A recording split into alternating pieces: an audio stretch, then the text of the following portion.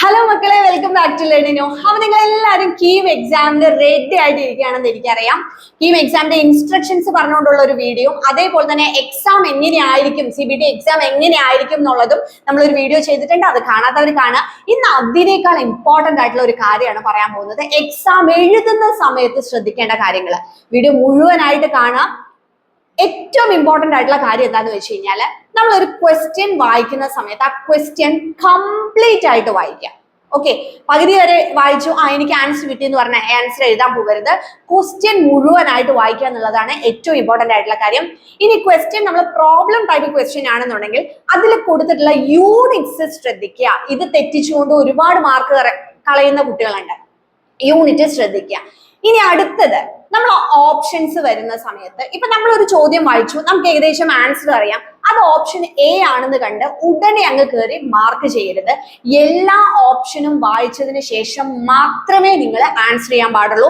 അതിനു വേണ്ടി നമ്മൾ സമയം പോകുന്നു വിചാരിക്കരുത്. കാരണം ചിലപ്പോൾ എ ശരിയായിരിക്കും, ഒപ്പം ബിയോ സിയോ ശരിയായിരിക്കും, ഓൾ ഓഫ് ദ എബവ് എന്ന് പറഞ്ഞ ഉള്ള ഒരു ഓപ്ഷൻ ഉണ്ടായിരിക്കും. അങ്ങനെ നമ്മൾ മാർക്ക് കളയരുത്. നമ്മൾ ഓവർ കോൺഫിഡന്റ് ആയിട്ട് നമ്മളുടെ മാർക്ക് കളയരുത്.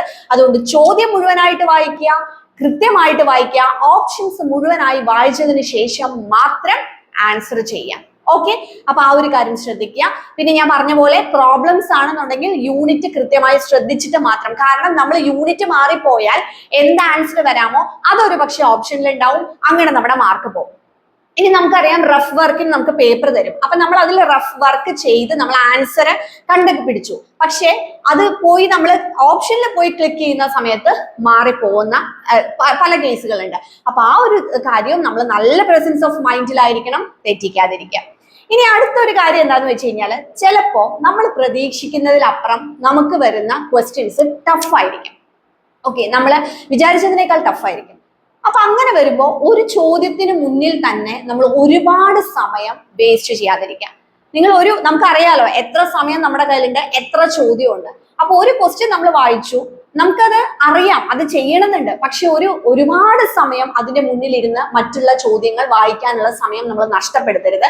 ഒരു കാര്യം എന്തായാലും ശ്രദ്ധിക്കുക, എല്ലാ ചോദ്യങ്ങളും നമ്മൾ കണ്ടിട്ടുണ്ടാവണം എന്നുള്ളത് നമ്മൾ ആദ്യം തീരുമാനിക്കുക. നമ്മൾ ഒരു ചോദ്യത്തിന്റെ പുറത്ത് ഒരുപാട് സമയം ഇരുന്ന് കഴിഞ്ഞാൽ നമുക്ക് കംപ്ലീറ്റ് ക്വസ്റ്റ്യൻസ് ചിലപ്പോൾ വായിക്കാൻ പോലും സമയം കിട്ടാത്ത അവസ്ഥ വരും. ഒരു പക്ഷെ അങ്ങനെ നമ്മൾ വായിക്കാത്ത ചോദ്യം നമുക്ക് അറിയുന്നതുമാണെങ്കിൽ ആ ഒരു വിഷമം നമുക്ക് എത്ര പറഞ്ഞാലും മാറില്ല. ഓക്കെ, അപ്പൊ അതുകൊണ്ട് നമ്മൾ എല്ലാ ചോദ്യങ്ങളും വായിക്കാൻ നമുക്ക് സമയം വേണം. അതുകൊണ്ട് ഒരു ചോദ്യത്തിന്റെ പുറത്ത് അനാവശ്യമായിട്ട് ഒരുപാട് സമയം നമ്മൾ എന്ത് ചെയ്യരുത്, സ്പെൻഡ് ചെയ്യരുത്.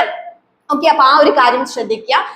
ടൈം മാനേജ് ചെയ്തുകൊണ്ട് തന്നെ പോകണം. അതിന് വേണ്ടിയിട്ടാണ് ഞാൻ ഈ ഒരു കാര്യം പ്രത്യേകം പറഞ്ഞത്. അപ്പൊ ഞാൻ നേരത്തെ പറഞ്ഞൊരു കാര്യം, ഒരു പക്ഷേ ക്വസ്റ്റ്യൻ പേപ്പർ ടഫായി നമ്മൾ ഏകദേശം എക്സാം കഴിയാറൊക്കെ ആകുമ്പോൾ നമ്മൾ നോക്കുമ്പോഴത്തേക്കും, അയ്യോ ഞാൻ ഇത്ര ക്വസ്റ്റ്യനെ ഞാൻ ആൻസർ ചെയ്തുള്ളൂ, എനിക്കിനി എന്തായാലും നല്ലൊരു റാങ്ക് നേടാൻ പറ്റില്ല എന്ന് വിചാരിച്ച് അനാവശ്യമായിട്ട് കുറെ നമുക്ക് കൃത്യമായി ആൻസർ അറിയാത്തത് കറക്കി കുത്തി, അതായത് നമ്മളെ നമ്പർ ഓഫ് ക്വസ്റ്റ്യൻസ് ആൻസേർഡ് എന്നുള്ളതിന്റെ കൗണ്ട് കൂട്ടാൻ വേണ്ടി മാത്രം ഗസ് ചെയ്ത് നിങ്ങൾ ആൻസർ ചെയ്യരുത്.